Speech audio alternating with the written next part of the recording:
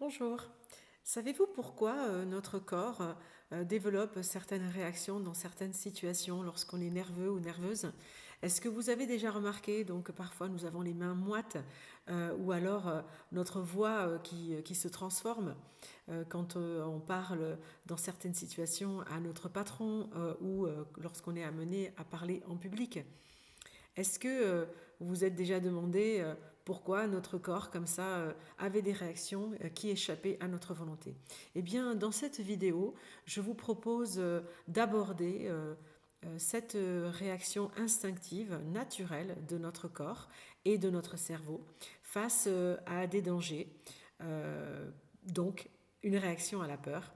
C'est une réaction qui est primitive, qui est instinctive, qui date depuis donc la nuit des temps, depuis l'homme préhistorique et les situations de danger, de menace, une réaction donc naturelle pour se protéger des situations dangereuses. Par exemple, l'homme préhistorique, sa principale préoccupation était la survie et les dangers étaient réels, soit lors des déplacements, soit lors de la chasse par exemple. Eh bien, cette réaction s'appelle le combat, une réaction au combat, fuite ou figement, donc paralysie. Votre corps a développé cette réaction étonnante pour se protéger. On retrouve cette réaction dans les êtres humains, mais aussi chez les animaux, pour qui le même besoin de se protéger existe. Pendant des milliers d'années, donc, cette nécessité de survie a fait en sorte que le corps a développé cet instinct pour se protéger. De nos jours, bien sûr, le monde est bien différent, mais nos réactions instinctives perdurent. Même si nous n'avons plus les mêmes styles de vie et les mêmes styles de menace, la réponse de notre corps est restée un petit peu la même, elle est bien ancrée à l'intérieur de nous. Et parfois, nous avons ce genre de réaction qui nous met dans des situations parfois inconfortables. Lorsque nous faisons face à un danger immédiat, comme face à un animal dangereux ou à une personne qui nous menace, eh bien, cette réaction, elle est très utile. Nous avons donc trois réponses, soit combattre, soit fuir, soit se figer, se cacher. Et elles surviennent sans y penser. C'est les réactions instinctives. On n'a pas besoin de mobiliser la partie pensante de notre cerveau. Donc c'est vraiment une réaction qui arrive très très vite et qui est faite aussi pour durer un certain temps limité, le temps de la mise en sécurité. Dans les moments de danger immédiat, le cortex préfrontale, la partie de notre cerveau qui pense, qui parle, qui planifie, est en quelque sorte mise en pause, désactivée. Et la partie, au contraire, donc réactive, instinctive, elle est intensifiée, elle est renforcée. Cela, évidemment, est très utile lorsqu'on fait face à une réelle menace ou une personne qui nous attaque. Car si notre cerveau prend le temps d'analyser, de planifier, de réfléchir, eh bien, il est fort à parier que nous subissions les conséquences et voire que nous puissions en perdre la vie. Cependant, on est d'accord, aujourd'hui, on ne risque pas très souvent sa vie lorsqu'on prend la parole en public ou lorsque on souhaite aborder une personne qui nous plaît. Et voilà, les réactions qui se produisent, parfois on est incapable de prononcer un mot, c'est vraiment dommage et souvent on n'est pas très très satisfait de ce genre de réponse.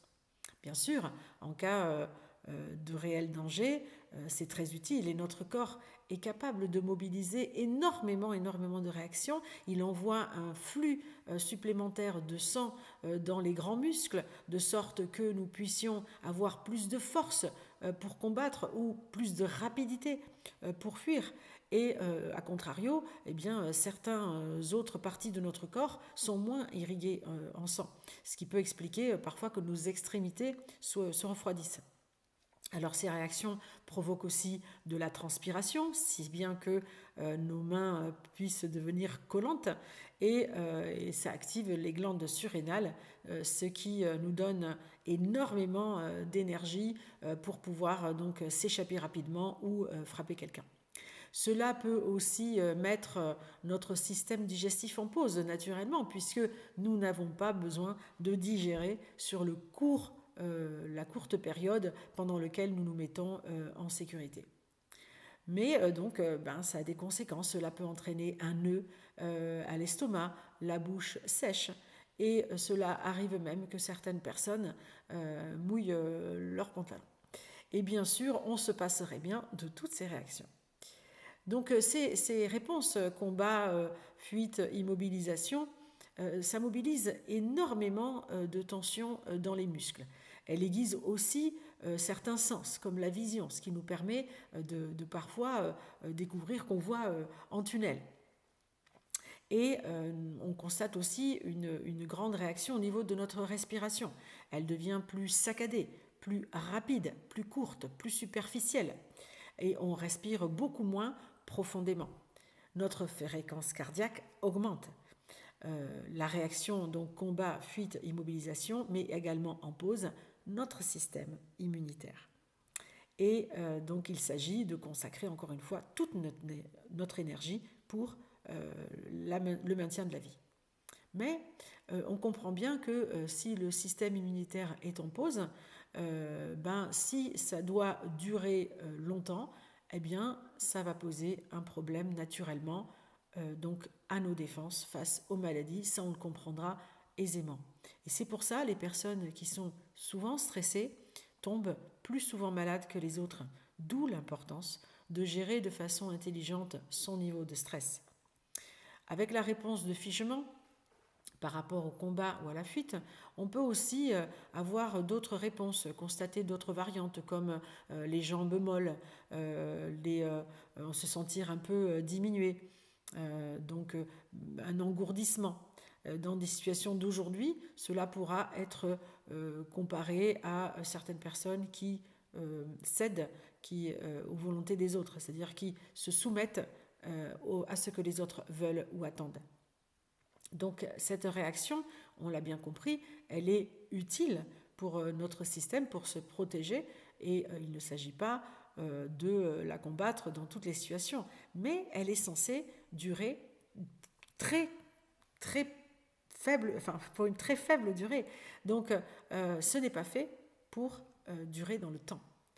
Le problème se pose donc lorsque nous réagissons constamment, quotidiennement, à des choses qui ne sont même pas de véritables dangers, avec des situations donc que nous percevons comme dangereuses et qui nous font avoir des réactions de stress.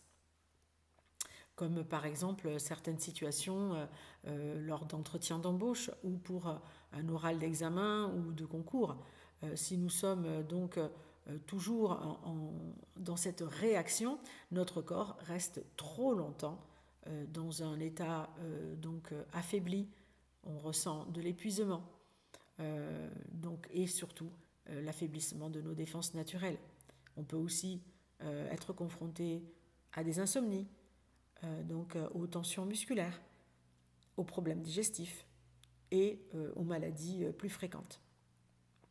Dans une prochaine vidéo, nous verrons comment entraîner notre esprit et notre corps à réagir différemment à ces menaces perçues, à réduire l'anxiété et entraîner notre système nerveux à revenir plus rapidement à un état d'équilibre, au calme. En attendant, je vous conseille d'être attentif à ces réactions lorsqu'elles se produisent. Observez ce qui se passe lorsque vous êtes dans cette situation, dans cette réponse de combat, fuite, figement, et sans jugement. Dites-vous quelque chose comme tiens, je viens de vivre une réponse instinctive de mon corps qui a certainement perçu une menace. Je vous remercie d'avoir regardé jusqu'au bout. Cette vidéo sert à comprendre les réactions de notre corps et si cela vous a été utile, n'hésitez pas à liker, abonnez-vous, prenez soin de vous. Gardez en tête que vous avez le pouvoir de transformer votre stress en force. À bientôt pour continuer à construire votre bien-être. Prenez soin de vous, merci.